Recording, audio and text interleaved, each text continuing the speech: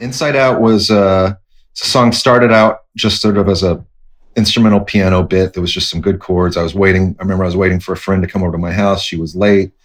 I just sat there and worked on this song for a while. And I'd been reading about the theory of relativity, some gravitational time dilation stuff. And the next day I said, okay, I'm going to make a demo out of this. I just threw some words down about that over this little piano bit. And I might have done 2 verses, and it was good. It had a good vocal for sure, but it wasn't much more than what you'd call a piano ballad. You know, it was some nice chords, but nothing that special. And I didn't know that I wanted another, like a piano ballad on the record. So when I got together with Alex and Jim a couple days later, we started thinking of ways to approach the tune. And I'd been listening to a lot of 2001 by Dr. Dre right then. So I said, let's do this piano ballad, but let's give it a hip hop beat, right? And Jim was all about that. And I always heard, Alex was always playing the piano line to Still Dre, just goofing around. And so I knew he'd be down. At some point, Britt and I started listening to Dr. Dre 2001 a lot. And I almost think that he had never really gotten into that record before and got obsessed with it. And so at some point, he threw out the idea of doing a song in that vein, which brought us to the harp. So I think me and him had kind of landed on doing it with this harp feel thing. Time's gone inside out. Time gets to start again. There's a tense gravity. I don't got time for holy rollers. No, they may wash my feet, and I won't be their soldier.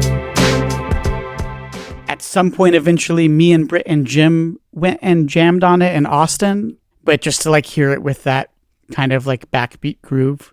And I think after we did that, it really was okay, that's how we're going to do it. So for Inside Out, he wanted it sort of a hip hop feel. So I sort of just played along in the studio and was ripping off some hip hop beats. And then I'm pretty sure how it started was Friedman took my drum part that I did, not to a click or anything, just in my little studio with maybe 1 or 2 mics. And he took that and he laid it out in Pro Tools, but then created a sort of a sample based, a drum machine based beat from my beat. So he took every snare and every kick and then laid it all out and then snapped it to a grid. And then that was the starting of the song. So technically I didn't play on it, but I sort of did because it's sort of, he took my part and laid it out. So I thought that was a really interesting approach. We obviously, once we got that done, made a lot of changes to the part because it was sort of going from a rehearsal space first time hearing it. So, we would be that kick doesn't make any sense. Let's do this, let's do that. So that's how that song started. On paper, that may not have looked like the best idea, but it really worked. And all of a sudden we had this totally new vibe to this thing that was just a very basic ballad beforehand. And in that little session, that's where we just did a basic 2-track recording. And on the album, you hear that sort of more lo-fi version, that intro and the outro. That was recorded at that first initial rehearsal. Yeah, then we took it over to Friedman's place. And we thought, since we're going to go down this Dr. Dre route, Friedman might as well program the beats instead of doing live drums, which we almost always did, And he made it super long, left lots of space, and we thought, okay, maybe we'll fill in that later, or maybe we'll shorten it later. But it was just such a good, everything kind of fell into place, and all of these sort of glistening solos that Alex did I know at one point we were going to cut a couple of minutes out of that song, but I'm glad we didn't. It seemed to work. There's intense gravity in you. There's intense gravity.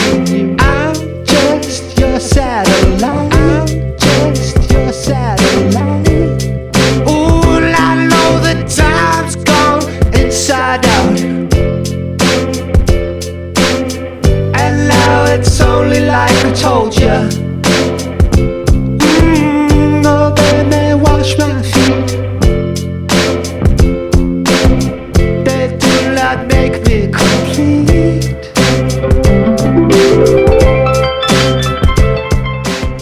Well, I love Al Green.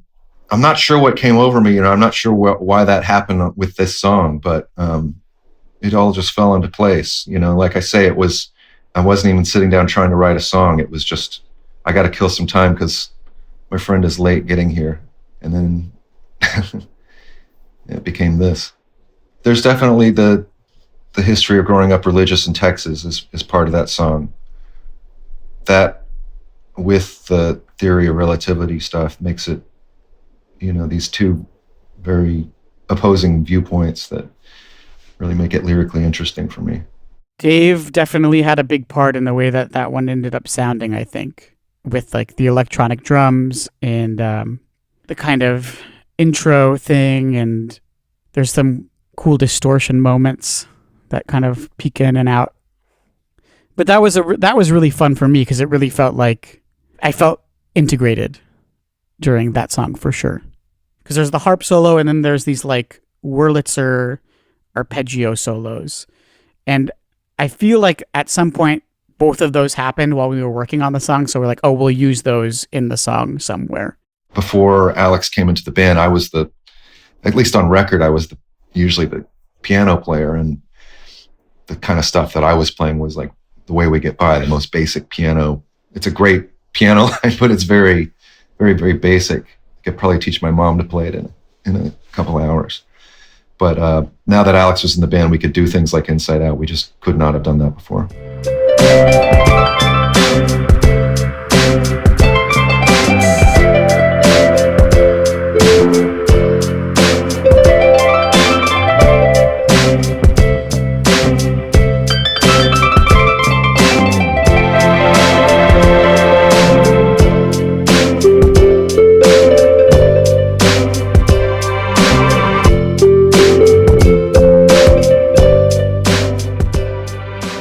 The less listening one, the less peaceful one, is something that came up when we did that first initial recording, that first initial rehearsal.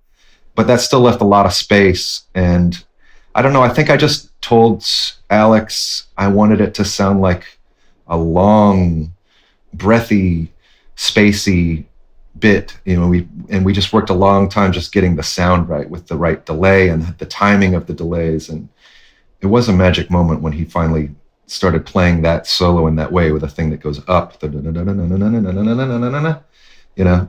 was beautiful. Just one of the best parts. And it's something that we never would have been able to do in the band before Alex was in it.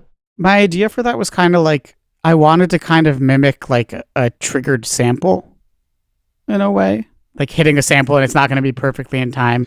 That song particularly felt like it was a change in the sound for sure. I mean, when we made the next record, we kind of referenced that sound as like, okay, what if we made a record just kind of like that sound? But yeah, it felt like a new kind of thing. And yeah, I think that's what like helped me feel like a part of it. Like I was there helping discover something new or something like that. Time keeps on going when we got nothing else to give. We got nothing else to give. 'Cause our time's gone inside out. I don't make time for holy rollers. There's only you I need. They do not make me complete.